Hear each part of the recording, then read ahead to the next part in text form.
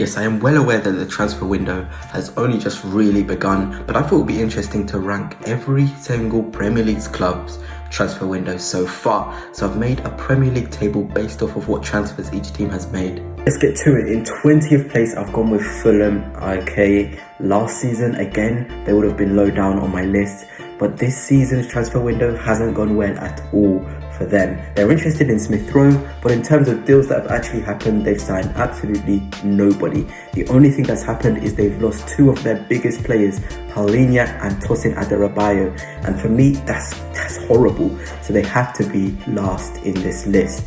Then let's go on to 19th place, where I'm sorry Liverpool fans, but it is you guys. You guys have been boring this transfer window, to say the least. No links to players really. No, there's just nothing really going on at Anfield. I think your biggest signing so far has been Arne Slot and losing 1-0 to Preston in pre-season. I'm only joking. But yeah, Liverpool are in 19th place. Losing Matip and Thiago is probably the only notable news there is for them. In 18th place, I'm going to go with Brentford. Igor Thiago and David Raya leaving the club has really been their only bit of business.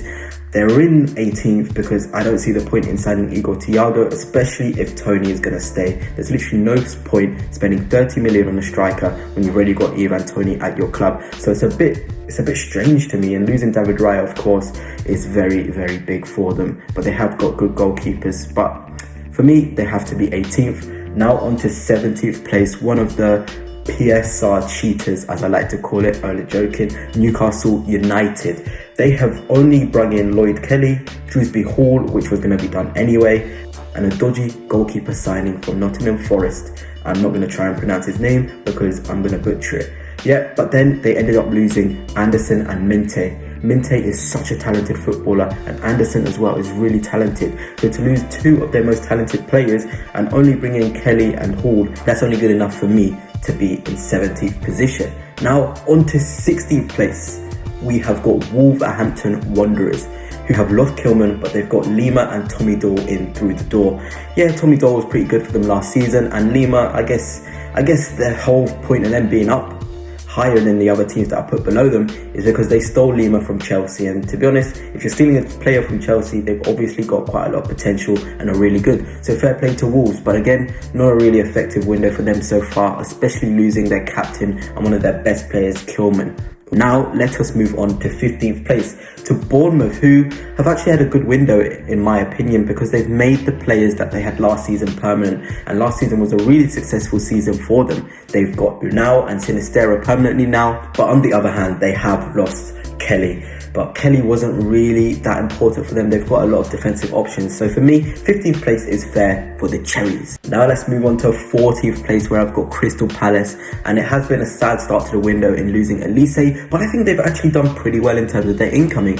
Bringing in Kamada, many Arsenal fans will know this guy. Sacking Unai Emery was probably his best contribution in football. I'm only joking, but he's a really talented player. And it's quite interesting, he's played for every single club that has had an eagle in their badge. Must be some type of superstitious stuff.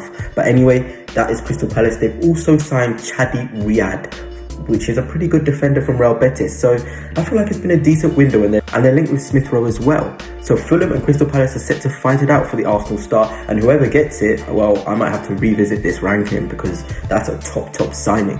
Now let's move on to 13th place, where we have got my club, Arsenal. Okay, we've been useless this window.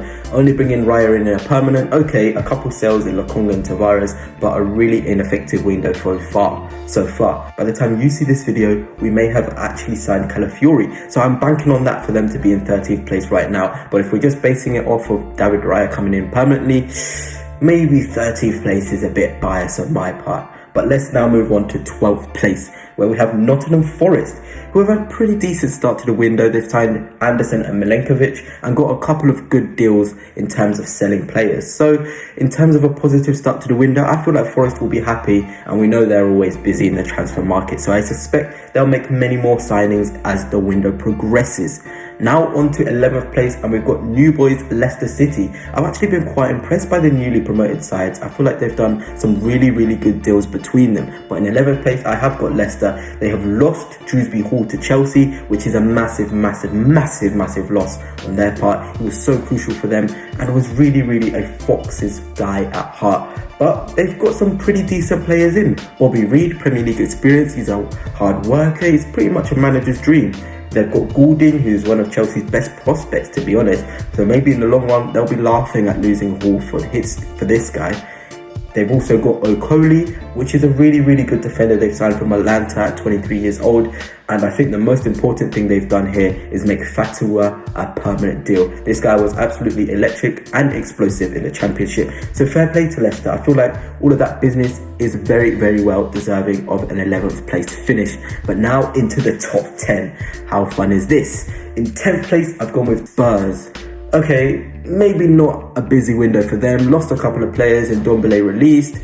But in terms of incomings, it's looking pretty bright for them. They've got Bergevall coming, but that was done last season, so I'm not going to count that. But they've also done Timo Werner is on another loan to them. And I feel like he's a good squad player, so a pretty decent signing there for Ange for another season. And then for that squad depth for the Europa League. They've also brought in Archie Gray, who is a fantastic young player. This is a brilliant coup by Tottenham, and he can play in multiple positions. And for only 33 odd million, I feel like that deserves to be in the top 10 places. So well done Spurs, a pretty good start to the window for you.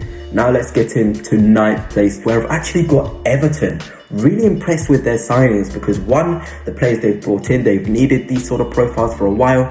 And the sales as well have been pretty decent for them as well, getting a couple of quid for the players that have been in their academy like Lewis Dobbin, which is pure profit when it comes to PSR, which is starting to get on my nerves now, this PSR stuff. But anyway, into the players they've brought in. Liliman Ndiaye, a really quick, explosive, tricky player.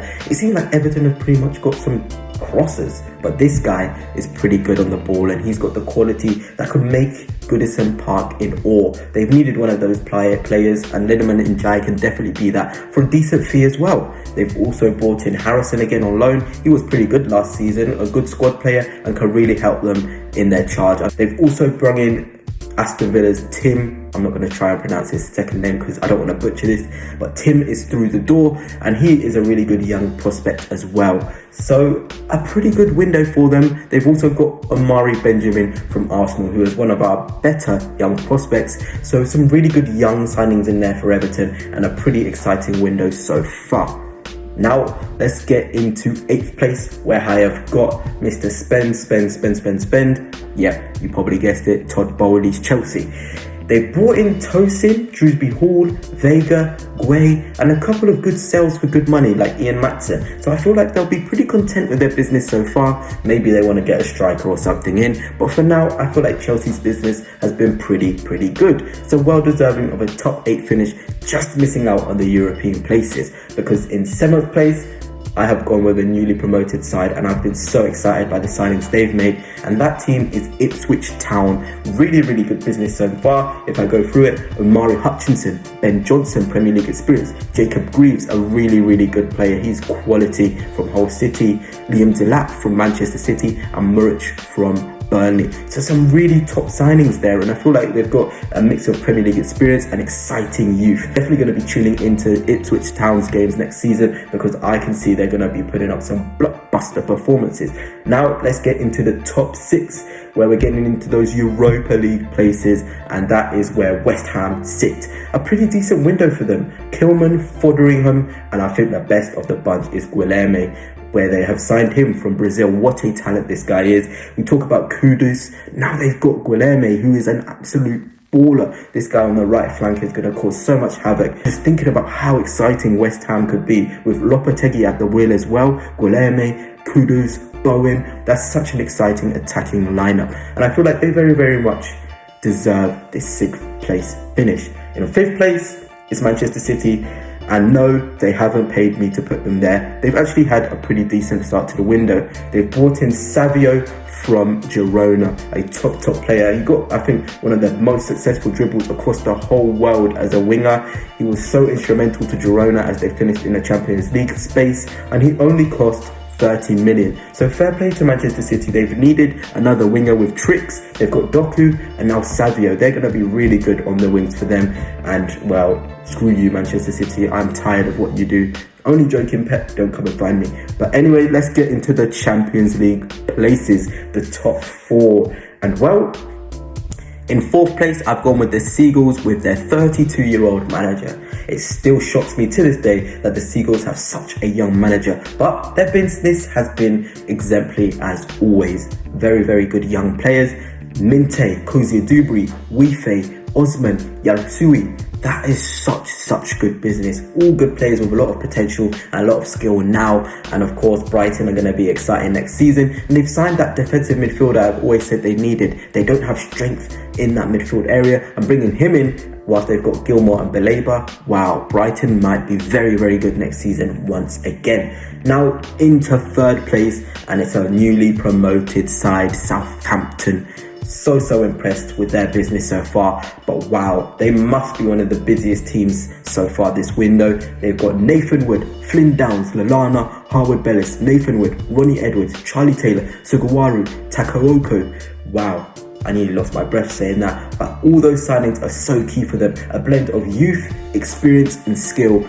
They are going to be exciting to watch. I already know Russell Martin loves attacking football. So adding all those players in, some with experience from the top leagues like Lallana, others with the youth and experience from the bottom leagues like League One and Championship, they really are going to be so important for them next season. And they very much deserve this 3rd place finish. But they just miss out on the top 2. As in 2nd place, I've gone with Manchester United. Yeah, they have had a pretty good start to the window, I'm not even gonna lie. Xerxes and Euro, and getting some decent money from sales off of Mason Greenwood too. So they deserve this 2nd place, and those players they've signed, they've needed them for a while. A backup to Rasmus Højlund, or someone that can displace Højlund so he can get better with experience.